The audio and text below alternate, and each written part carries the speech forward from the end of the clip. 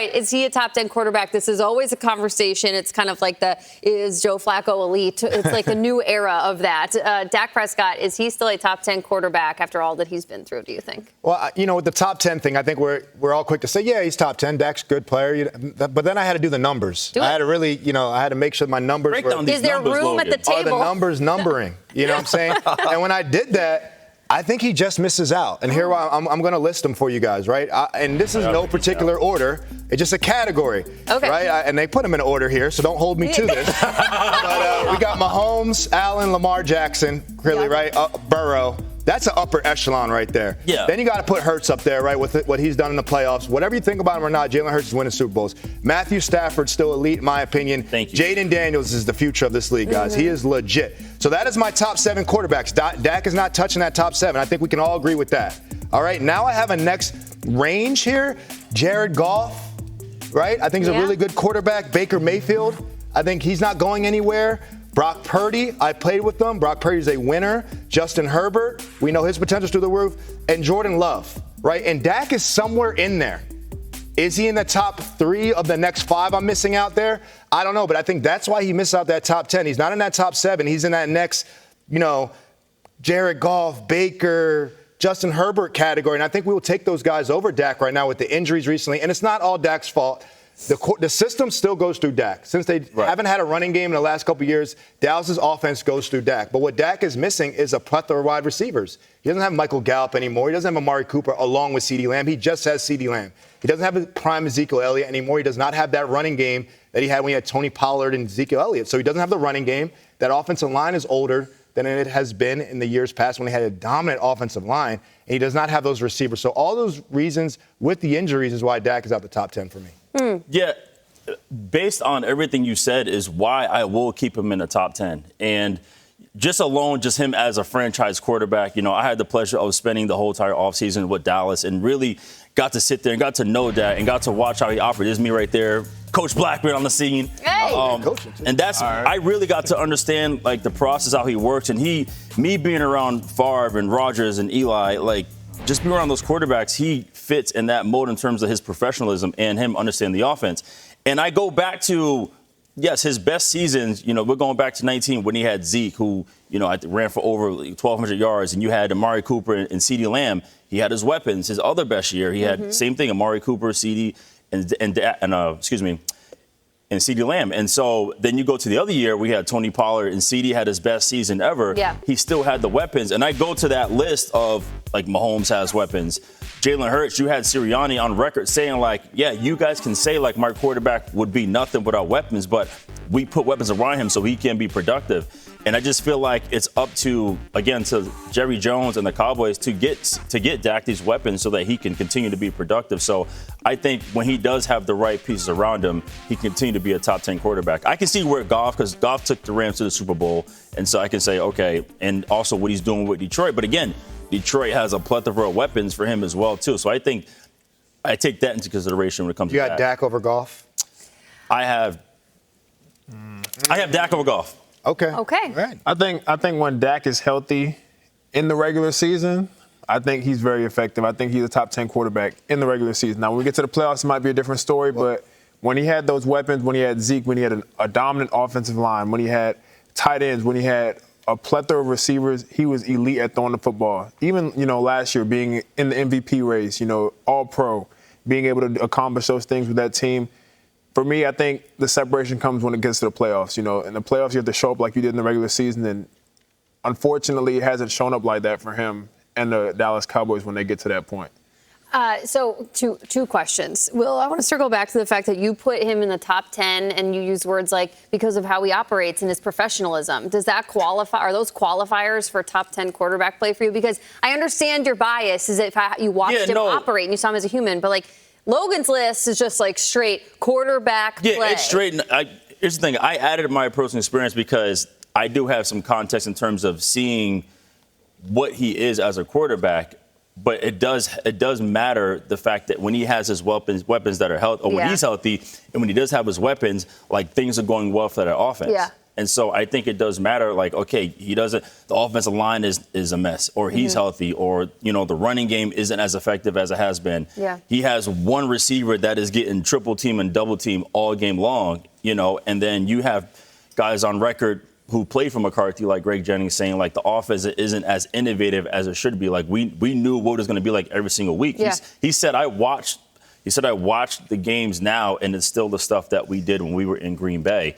And so there are some things where he's still being able to play above the X's and O's that are given to him, despite not having the right pieces around him. All right, Nick, you're currently on a 53-man roster in the NFL.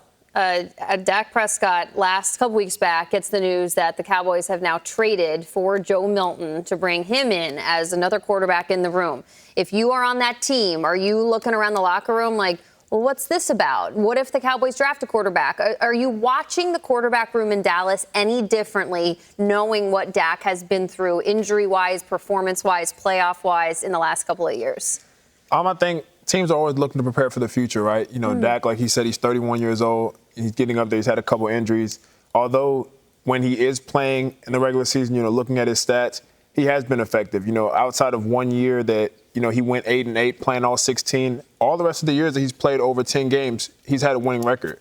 So, being up there and, they trade for Joe Milton, a strong quarterback, elite arm talent.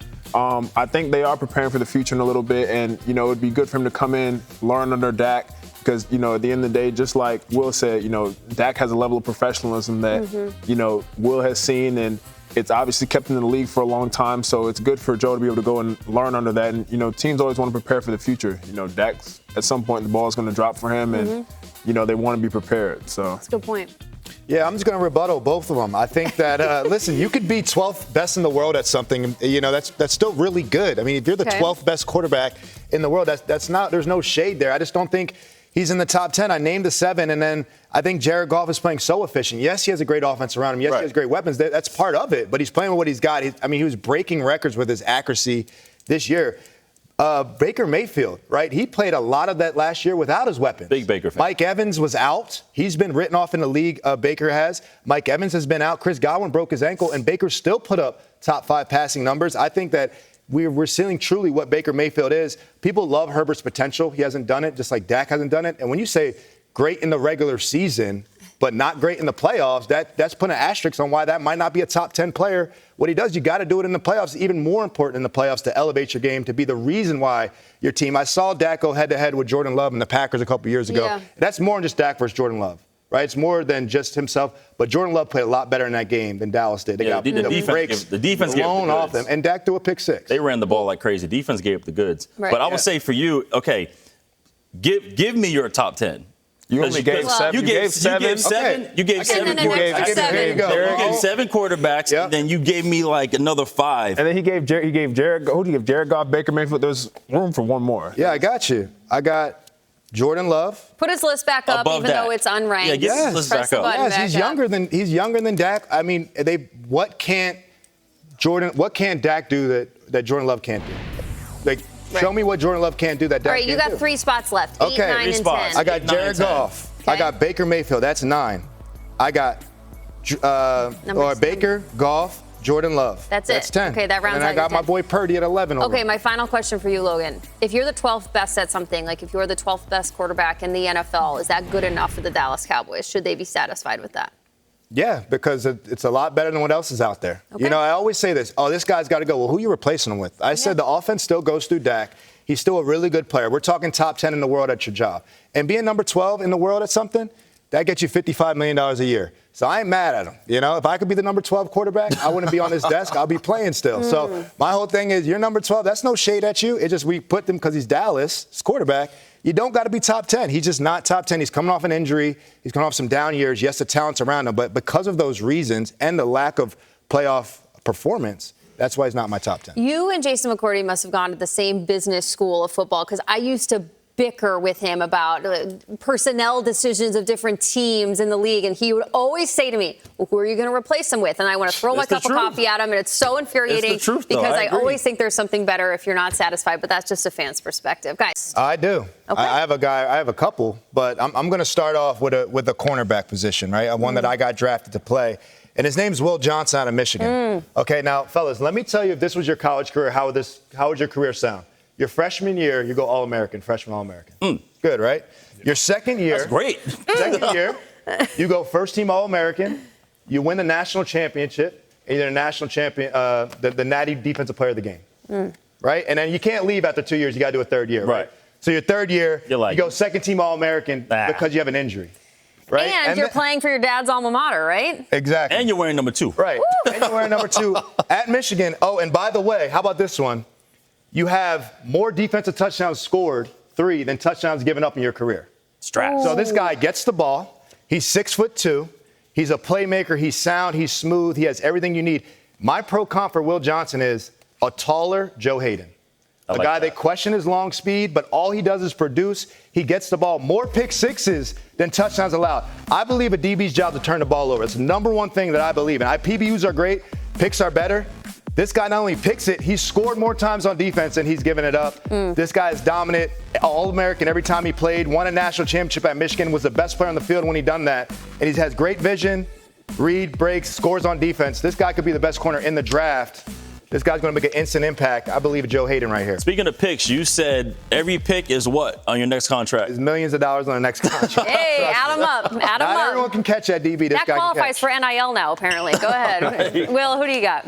I have, and this is tough for me because I went to BC, but it's a Notre Dame fighting Irish. Benjamin Morrison, I mean, he's absolutely outstanding. I remember watching him playing against Boston College as a freshman, and he had 3 picks.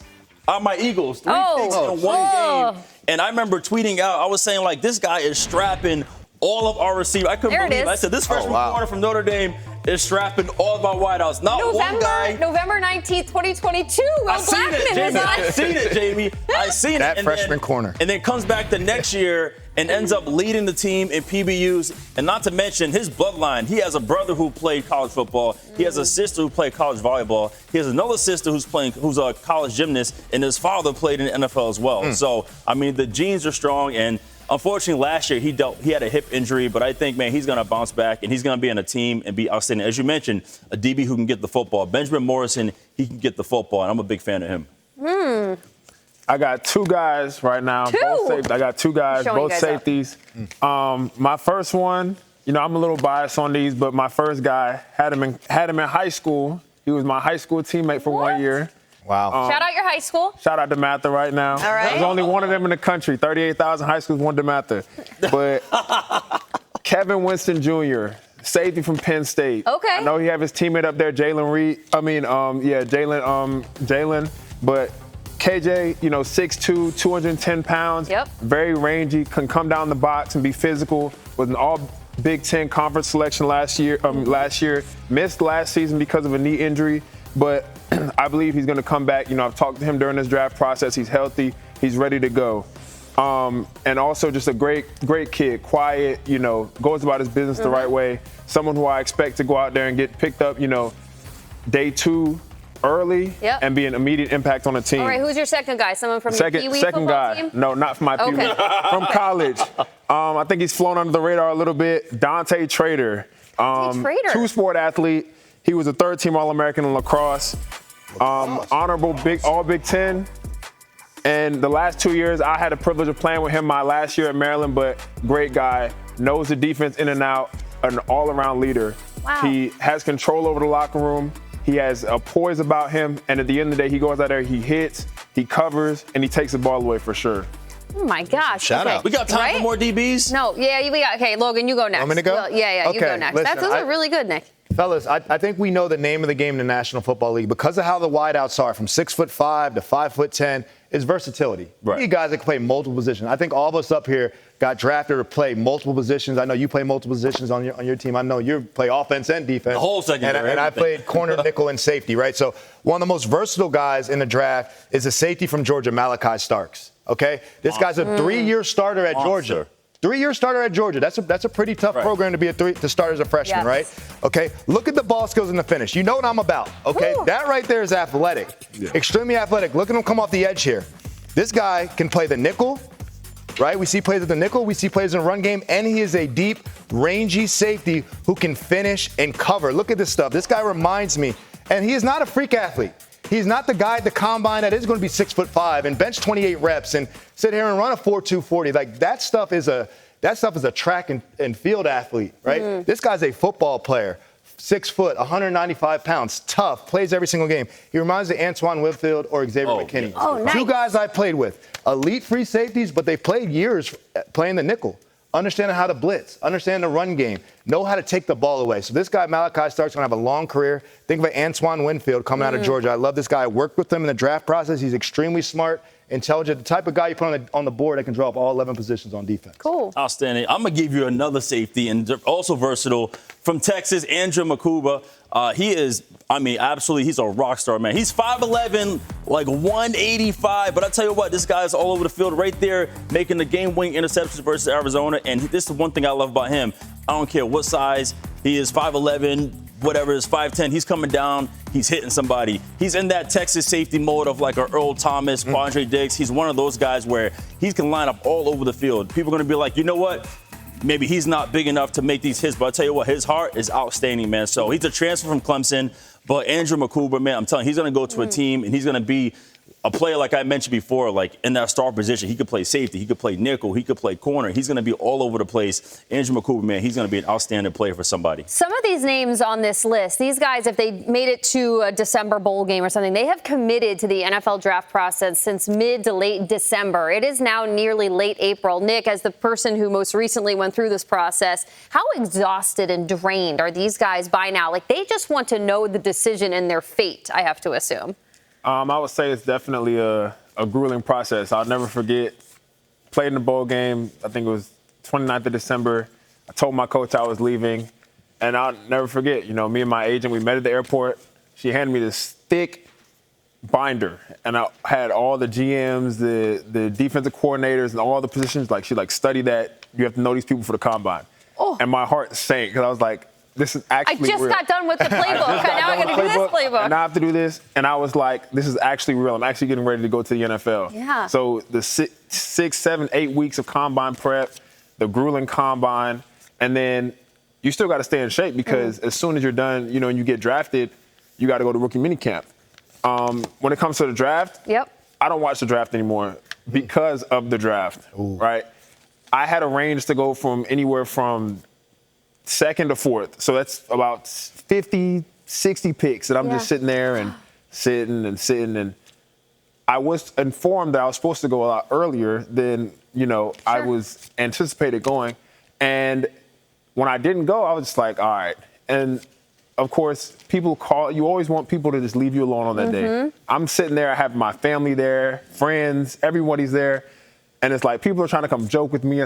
Nothing's funny at all. No. Nothing is funny. I just want my phone to ring, and I don't want it to be my friends. I want it to be a random GM. number. This calls and says, hey, we're going to come pick you. So when I got that call, I think it was about 11 o'clock at night from Indy, I was relieved. I was like, okay, thank you. Like, finally, I can stop this weight, and I can be a little happier now that, this weight is off my shoulders. Wow, what an incredible story. Your heart sank twice in that story, and then you were finally uplifted with that call from Indy, and the Colts deserve you. That's awesome. You've had such an awesome time with them so far. We have an epidemic on television. Let me tell you what, if you change a channel and watch other football shows, you're going to see a lot of quarterbacks. It's just how it happens. The quarterbacks like to talk about plays and how they played and about the game.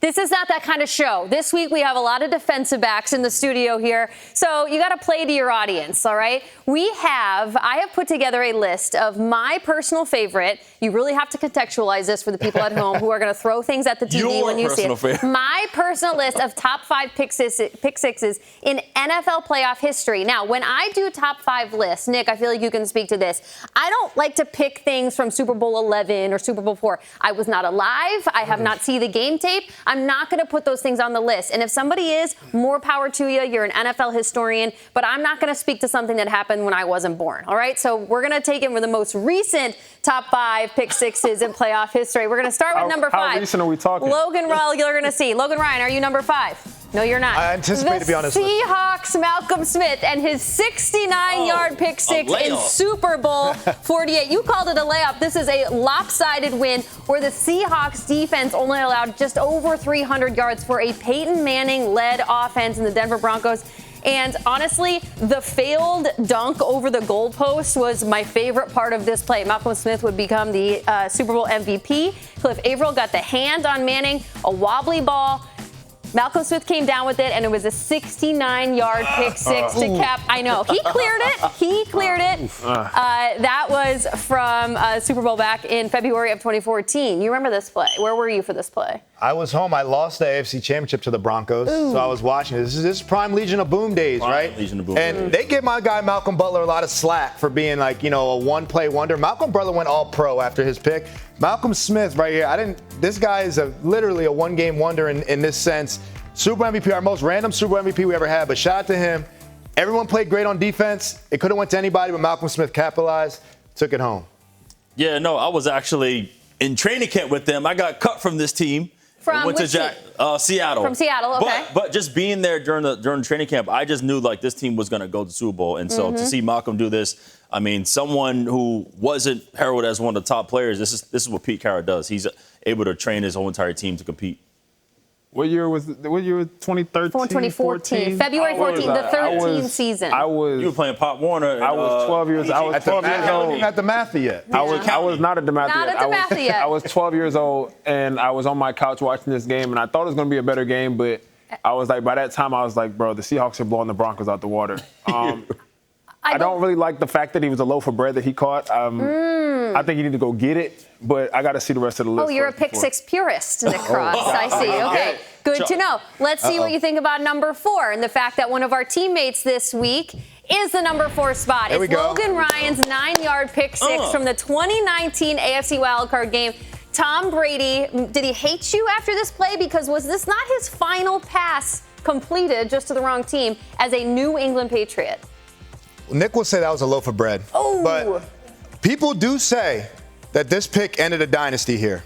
People? Are you the people? No, not me. And people I have seen have said this pick sent Tom Brady to the Bucs, who then won a Super Bowl the next year. But, time. obviously former Patriot there playing against my old team in the playoffs. Vengeance best served cold, and Tom's a great sport. Tom DM'd me after that game and said, great play or whatever. On that play right there, I'm in the middle of the field. We're in a kind of a victory defense formation. Tom has the ball down 1 point. I don't care how much time's on the clock. When Tom Brady has the ball last in the game, you worry. Your heartbeat, no doubt about it. We practice this scenario a lot, and I'm just kind of a free runner here, and I get to read his eyes because I know him well, and I'm in the right spot, right time. Bro. And that's the last time Tom Brady donned a Patriot uniform, 20-year career. The greatest to ever do it. So Tips and overthrows. Gotta get those. Gotta get those. You know exactly where you got that from. I know exactly. Now I realize that Nick Cross is going to hate my list because I feel like all my balls were up for grabs for the DBs and for the safeties. I think that one's different. Though. That one different. That's because you're standing right here. I think a tip, you have to have more, reflexes and stuff like that to be able to go get it. So. All right, let's take you all the way back to 2000. I was 11 years old, and I do remember this game, 2000 AFC divisional game. The late, great Steve McNair at number 3, Ray Lewis gets him for a 50-yard pick six. A true gimme that, run it back. McNair was leading the Titans down the field for a potential game-tying drive, but this pick six by Ray Lewis gave the Ravens a 24-10 shut-the-door lead with just over 6 minutes to play, and they would go on to win this on their way to beating the Giants in Super Bowl 35. Yeah, this one somewhat hurt my heart because I wore 27 in high school because of Eddie George. Like he is why I wore 27. I even wore his Adidas Power Boost cleats. I was a big Eddie George fan. And he had that rivalry with Ray Lewis where they were just going at it that was their whole career. And for him to go there and just hit that exclamation point and take that pick and go to the crib. I mean, great play, but man, I was hurt. This was my farthest one back at number 3 in 2000, and my number 2 play is the most recent playoff pick six that you would have seen, and it's from a rookie for the Philadelphia Eagles in Cooper DeJean. This pick six was a part of the Eagles' absolute rout over the Kansas City Chiefs, who were in search of the back-to-back-to-back building of a dynasty the way the Patriots had been going. But Cooper DeJean, after having an unreal defensive campaign as a rookie, capped this thing off. Now, some would say, oh, Mahomes handed it right to him. But I think DeJean was just in the right place at the right time and read Mahomes' eyes well. Nick Cross, that's a young DB right there. It's a young DB. I actually train with him down in Arizona right now. So shout out my boy Coop. Shout out PEP down there. But at the end of the day, it was a great play. You know, he read the quarterback's eyes, and, you know, hats off to the return, right? You know, he punt return in college, did a little bit in the NFL, and to get from the, how long was the return? From the 40 all the way to the end zone? Yeah. Other side of the field, too. Other side of the field, and even at the end, you know what I'm saying? Had to get off me. So, you know what I'm saying? So, you know, shout out to Coop for that great return. I was watching, I was rooting for him, so that wasn't, he read the quarterback. He read the quarterback eyes well. Great vision, great break, Right? everything you train to do every day. All right, exactly. Now, the number one overall play, we actually have the TV call for. And could I take you to the beautiful sounds of Al Michaels and John Madden for my number one pick six in the postseason in history, and it belongs to this play. From the gun, Steelers show blitz. Here they come. He gets it away, and it's picked off at the goal line. There's a flag thrown on the run back. James Harrison to run it back, and Harrison is past midfield. Harrison going down the sideline. Harrison still on his feet. Harrison is going to go all the way and waiting for the official to get there. Touchdown is signaled. It's a 100-yard interception return. Look at him. You know that you have to protect against James Harrison because he's such a great pass rusher. On that play, he faked like he was going to rush the passer, and he dropped back into the lane and then made this run unbelievable.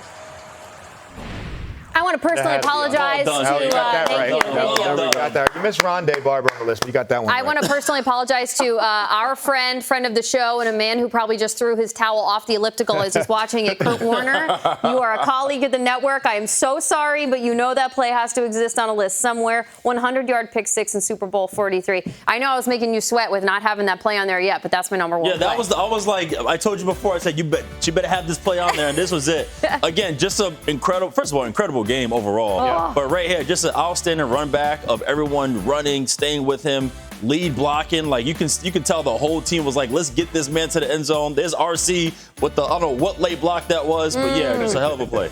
And I was told he was not even supposed to drop out here. Right.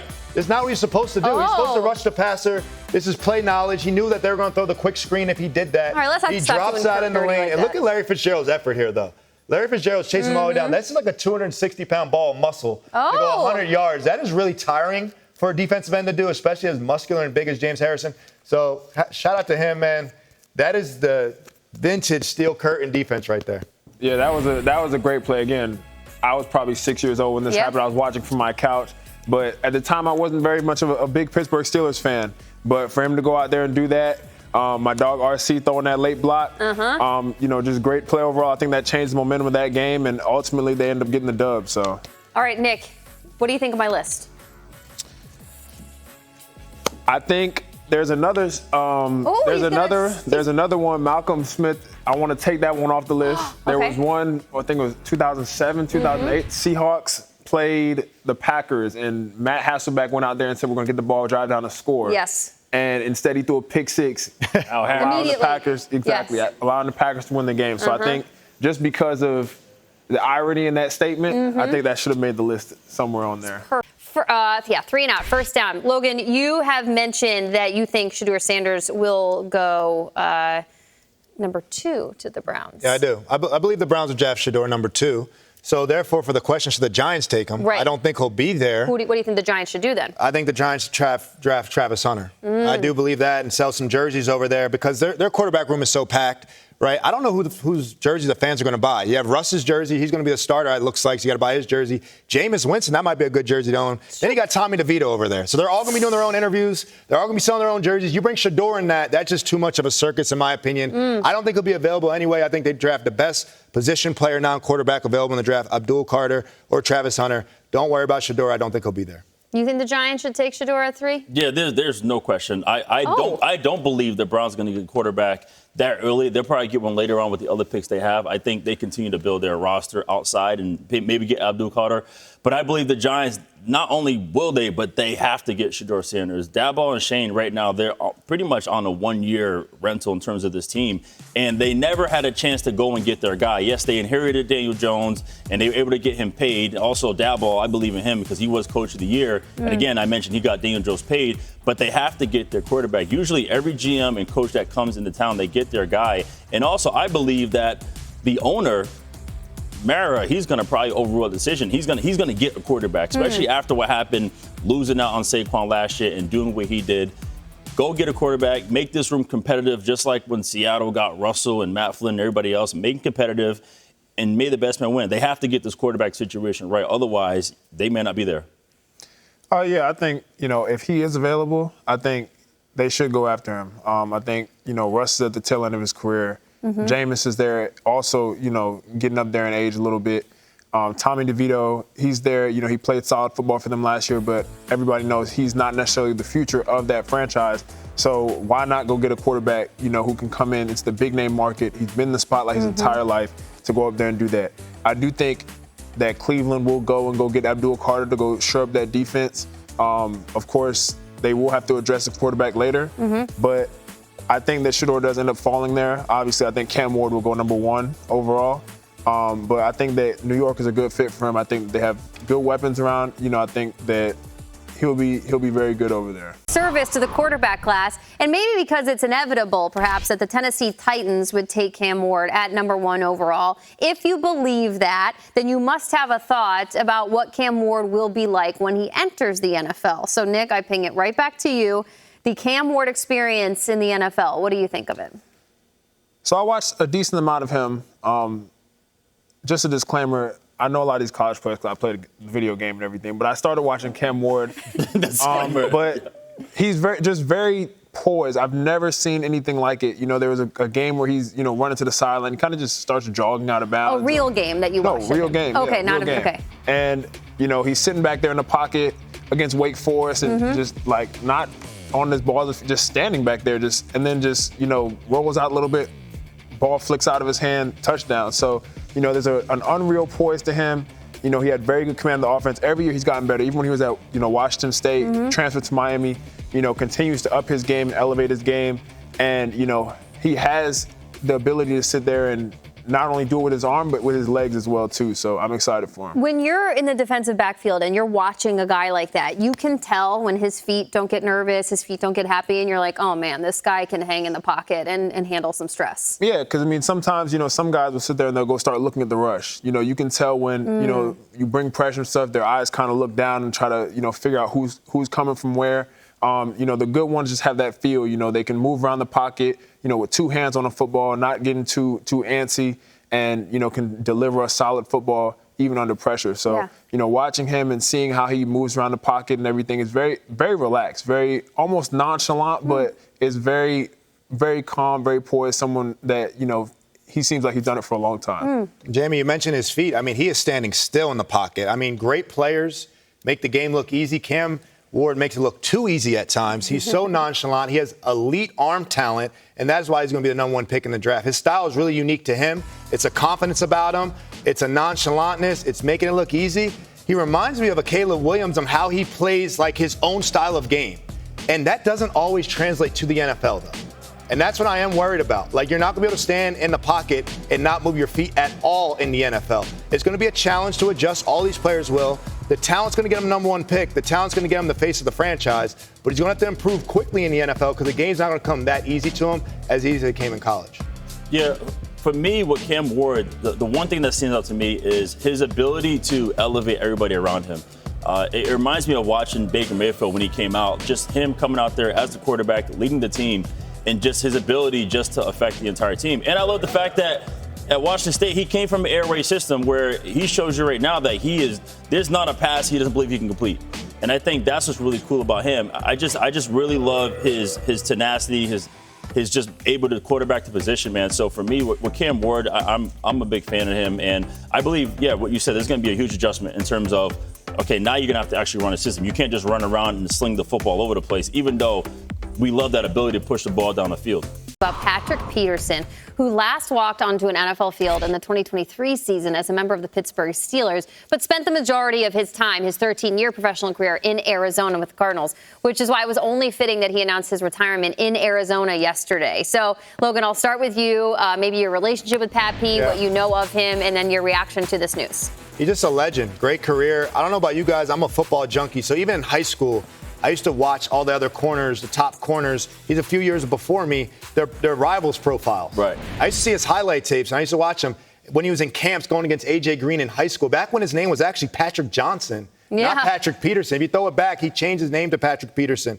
So I watched him all at LSU, what he did there, why he wore the number 7 at LSU, and obviously his staples in the league. And, Nick, I don't know if you do it, but in the off seasons or on Mondays, I watch what other corners around the league are doing, guys in my position. How do they get the ball? How did Pat P play this game? So there's a lot of times during the seasons I saw what Pat P would do against Julio, whoever he was matched up with, just to see his technique, see if I could steal something from him, try to learn something. In the offseason, I would watch some of the top corners games. So Pat P was always the guy. He might not have known it. We definitely crossed each other's paths a couple times, but I was always watching his film from a kid all the way to the NFL just to model my game after, try to steal something from him because he did it at such a high level for a long time, extremely consistent, at a very inconsistent position, which is playing cornerback in the NFL. So hats off, Hall of Fame career. Yeah, for me, Pat P, he is probably one of the best athletes to just grace the NFL. We're talking about Travis Hunter, about him playing both sides of the football, being trained under Deion Sanders. Well, Patrick Peterson, he worked with Deion Sanders back with Prime U, and that's what he trained with. And, he played defense in the NFL, offense. And I would say, for people who forgot, his most underrated ability was to return the football as a punt returner. He was all-pro. He had 4 TDs his rookie year as a punt returner. So, and as you mentioned, Patrick Peterson, watching him, yes, because he was always on the best guy every single week. So, yeah, to watch him, his technique, what he did, his ability, he was like 215, like 220 when he came out running the 4.3. And obviously, he slimmed down due to some conditions. But, yeah, he's just outstanding, incredible, first ballot Hall of Famer, no question. Yeah, I would say, again, I'm younger than everybody. Yeah, of course. But, Pat Peterson was somebody who I watched growing up. I remember watching him at LSU, returning punts, guarding the number 1 receiver and going to the league, being picked in the top 5, top 10, and going out there, he wasn't all-pro as a punt returner. His first couple years in the league, he was back there and a very dangerous one at that. But for him to be able to do that, go guard Megatron, guard Dez Bryant, at his size, his speed, his quick twitch. I'm sitting there watching him, stop on a dime on comebacks, 3 steps, get out of there and make plays on the ball. Ball skills were unreal. Just to see somebody like that, we played Minnesota this year, and of course I had to run up to him like, hey, bro, like I've been watching you. No doubt. I was a kid, no doubt. Legitimately a kid. So, hats off to him for a great career. Someone who I've watched, YouTube, Rivals, and all that stuff. So, I'm very happy for him in his career. It takes playing in the NFL for a long time to have the impact that I think Pat Peterson had, not only on the young guys that watch his highlights and try to steal, but also from a media perspective, the man is a professional. Yep. He was always the easiest to talk to, so approachable, a bright player in the game. And in my time when I was on the SEC on CBS, I was around LSU's program from like 18 to 22, but there were certain guys, certain bookmarks in LSU's storied history, especially at that position, that you just had to know about so you could put some of those history markers in context. And Pat P was one of those guys at LSU. So he's now a friend of the table. He's been on our show several times in person since he stopped playing and now officially retired. So shout out to Pat P and just the impact that he had, not only on the field, but we know you'll see him on a TV set now and again as he has entered retirement. And have Logan tell his story about draft. All right, man, I'm going back 12 years here. 12. So some of the details are getting a little fuzzy. I might fabricate some things now. Wait till we get to me. So I went number 1 overall. That might not. You got to fact check some of this. So look, I left college junior I was a first-team All-American. I left college as a junior, right? And back then, I don't know if they do it now, but you submit for a draft grade. You send your tape in to some committee, and they will send you a round grade where you're projected to go, so you know whether to come stay in school or leave, right? So I got a second-round draft grade. So I'm like, I'm coming out. They're saying at no worse, I'll go in the second round. I go through the combine process. I go through the pro days. I go through everything. And it is long and grueling, but I just thought about that money. Like, man, this is once-a-lifetime opportunity for me to get generational wealth. Everything matters here. There you go. Yeah. It was all right. 4 or 5. So everything matters here, right? I got to do everything I got to do to go get this money. And I really attacked the process. And my college coach, Greg Schiano, was coaching for the Buccaneers. So I had he just got the Buccaneers job. I had a good feeling that I was going to go second round to the Buccaneers. And day one happens. First round, I don't go in the first round. Okay, that's cool. Second round, here's my round. The Buccaneers come up there and they select another cornerback. Ooh. And that one hurt right there in the heart. I was like, oh, man. Then I just seen a run on cornerback start to happen. And next thing you know, I'm the 13th cornerback taken. When I left as a junior, supposed to be a top 5 cornerback taken. And in that process, man, I was so upset and frustrated and thought about every pick. Like Nick said, the night gets longer and longer. I end up being the 83rd pick. But I look at what a blessing it was. I went to New England Patriots. 9 picks later, my college roommate, best friend, Daron Harmon, gets drafted to the Patriots as well. So my house almost erupted when I went, but we blew the ceiling off when my best friend went. We went to the same team. We ended up winning 2 Super Bowls. So in perspective, I was stressing so much that day. I was taking walks inside the house. I couldn't believe I had the list of the cornerbacks drafted in front of me and said, I'm going to prove them all wrong. But in time, I kind of learned to appreciate it. Right. It works out how it works out. I ended up changing my family's life and having a long career. But I just think how young and immature I was at the moment because of how much it meant to me at that time. But New England Patriots drafted me. It was the best thing. I'll take that over the second round any day of my life. And you joined a couple other Rutgers guys, too. Oh, we all went there. Everyone, we got everybody in the draft. And I was playing with my best friends, having a lot of fun winning games. So I'm happy how it turned out. Cool. Yeah, mine was interesting because, as we spoke about yesterday, I played defense majority of the time. Then I moved to offense. Yeah. Ended up playing both ways, special teams. So for me, my draft grade was like 2 to 6. Like it was that wide because they didn't know what position. So I finished as a receiver. I went to Senior Bowl as a corner. I went to the Combine as a receiver. Ooh. And then I had to stay after and do cornerback drills for Coach Parcells on my own in Indianapolis. And so the draft comes around and I took a pre-draft visit with the Steelers because they're like, we got the 32 pick. We like you as a receiver there. Ooh. And that's back when all 3 rounds were in one day. Yeah. So that day was long. It was long as ever. You thought you had to wait. That thing was long. And so literally, what happened, like I'm watching the draft and like you said, the people who went before you, and I keep in mind, I played receiver. So a lot of these DBs, like I went against. Mm-hmm. And so I'm like, there's no way, So at the end of the day, I saw the 920 number, which I didn't know who the hell it was. 920. It was Green Bay. Woo. And it's funny because I said Green Bay, which I thought I was going to go as receiver because I spoke to the receiver coach at the Combine, and they said they're going to select me to be a defensive back. So it was a long day, but also too like I was going to Green Bay. I talked to them barely. Wow. Like that one time in the hallway. Surprise. Yeah. He put me on the board. He said, give me the route tree. I drew the route tree, never talked to him ever again. And Green Bay selected me in the 4th round. So you didn't know what position you were even getting drafted. Not the team, but you don't even know what position I didn't even know. So I met with the Falcons, and they were like, you were like you're as a free agent receiver. And in my mind, I'm like, I just made all SEC. I was like, there's no way. If you think I'm a free agent receiver, I'm not playing receiver. So I told everybody in Indianapolis I'm playing DB because based on what Atlanta said. And so it worked out. It was beneficial. I ended up playing 12 years, won a Super Bowl with the Giants. So it worked out in the end, like you said. It happens like that. But, man, at the time. It's stressful. My gosh. You played in your bowl game. You tell your team at Maryland that you're not going to go back. You're going to go for the draft. You get handed this binder. Shout out to your agents for just being like, here they are, the GMs and the coaches. What was your relationship with Indianapolis in the months leading up to them calling you? Or were you blindsided the way Will was with Green Bay? First of all, shout out Dan Saffron, Samantha Tankovich, Equity Sports. Definitely had me prepared the whole process. Mm-hmm. Yeah, the binder was about this big. There you go. For y'all who don't know. Oh, shoot. No, you're good. The binder was about this big. It had every person that you could ever know in that building in it. So I went and I talked to Indy. My guy, he was a scout at the time, Mike DeReese. He came and he'd always text me and talk to me about, what was going on and, hey, trying to get to know me. And then, I went to the Combine, met with Indy. I learned the defense. I think Gus was in there. Yep. Mm-hmm. Ron Miles. Yeah, Dodds, all of them were in there.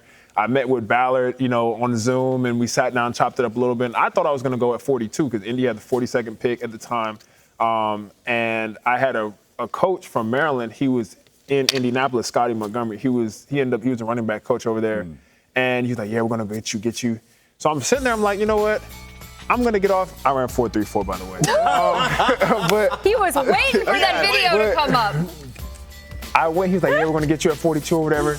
We trade back in the draft, and I was like, "Okay, we get my boy Alec Pierce, a couple more picks in the third round." I was like, "Okay, I'm going to go here." We pick up Bernard Ryman, Jelani Woods, and now I'm kind of just like, man, like y'all told me I was going to go, 30 picks ago. So it's the end of the night. I'm here with my former high school coach, Josh Wilson, played in the league as well. I'm just standing there. I'm just like, man, like, if I go into day 3, like, I'm going to be a little upset. So then my phone starts ringing. It's 317. I'm sitting there and I'm like, who? So I answer and I'm like, yeah, like, such and such from Indianapolis Colts, like, we're bringing to Indianapolis. And I was like, I don't know if I was happy, sad, upset, confused, relieved. I was like, wow, like this is actually crazy. I don't know if y'all have the footage. Y'all can put it up at some time, but it was just a very big weight lifted off my shoulders because I finally knew, and going to Indy was the best thing that happened. I learned a lot there. I'm an OG because they don't have my combine stuff. That's how old I am, fellas. If they had it, what speed would you put out there? Right? Do you know your number right off the top of your head? I ran 4.41. Dang, you fast, were guys. Ready, fast. 4.5. I'm just smart. That's how fast. We're back on GMFB, and we are thrilled to welcome in Viking safety Theo Jackson, who's all smiles this offseason. Theo, good morning to you. And a lot of that does not have to do with the fact that he's got a new baby at home. He is spending more time with his family. It might be because he signed a new extension with the Minnesota Vikings, a defense to be feared in the NFL. Theo, how about that money? I know, right? The Vikings invested in you, Theo. How did that make you feel when you found out about the deal that they presented to you? Honestly, it was a surreal feeling because, as a child, you work your whole life to get to this moment. And, I was just so grateful. And it was just a testament to, the work that I put in and the people who have watched me work. So it just shows that my work hasn't gone unnoticed. Theo, Will Blackman here. We're going to go right into football, right? So let's go back to the Seahawks game last year.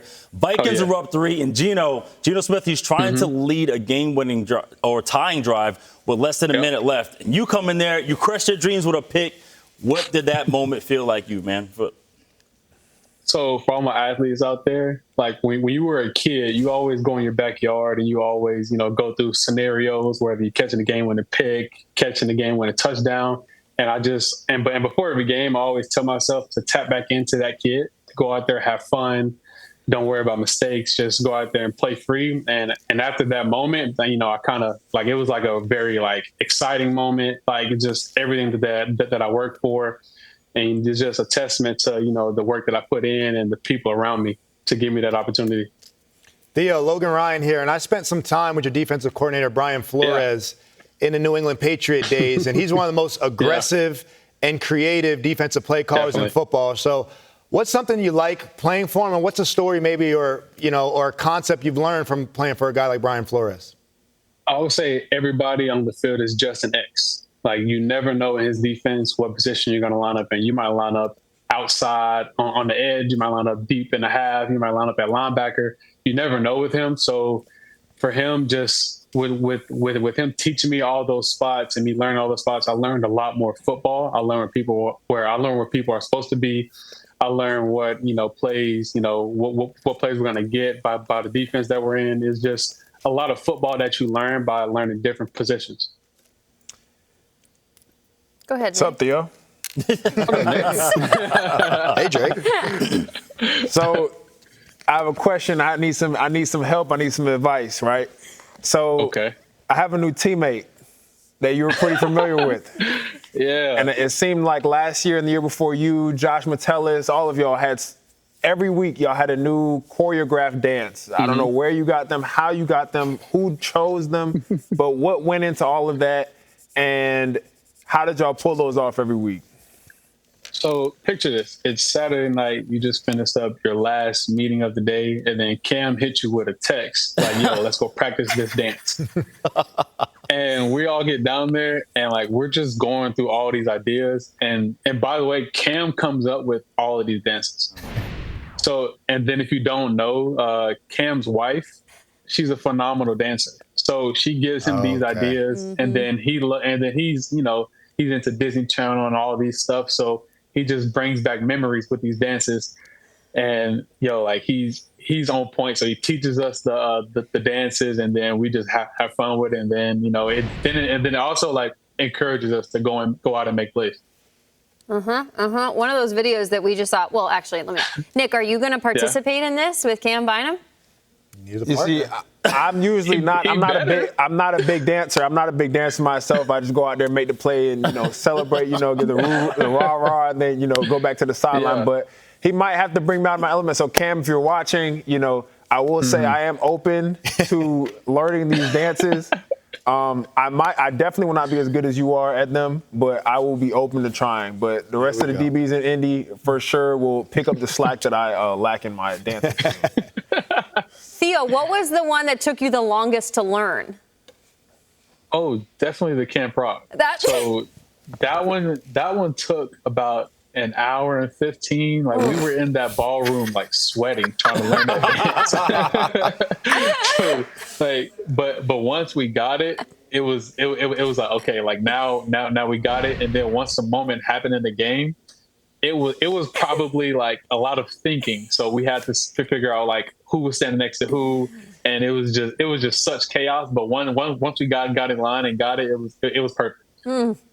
Theo, I want to say, first of all, congratulations on your 1-year wedding anniversary. After our first year, I learned that it wasn't like gifts, it wasn't bags and flowers. Like, she loves all that stuff. For me, it was like, did I take out the trash? Did I feed the baby? Did I empty the dishwasher? Did I put my shoes upstairs? Like, that was our love language. What did you learn after 1 year of marriage? Well, not only that, but but keeping your friendship alive. Yep. Because with us, like, we joke around 24/7. Yeah, we have our serious talks here and there, but we joke around 24/7. Like, if I want to get on the game, she'll get on the game. If she wants to go outside and kick a ball around, we will do that. Like we just always keep our friendship alive, because you keep your friendship alive, then you keep your marriage alive. Did your wife play soccer? No, I don't know what she played. But she played, but she ran track, but she just loves to do anything sports. Yeah, that's awesome. That's a good friend in life. It's a good advice, Theo. We appreciate you so much. Thank you for coming on the show this morning. Stay healthy. Enjoy your off season. And if you have any dance tips for our new friend at the table, Nick Cross, send him his way so he's prepared for the Cam Bynum experience. I will. Stay loose, Nick. Appreciate you. Appreciate it. See you, Theo. Yeah. Skol. See y'all.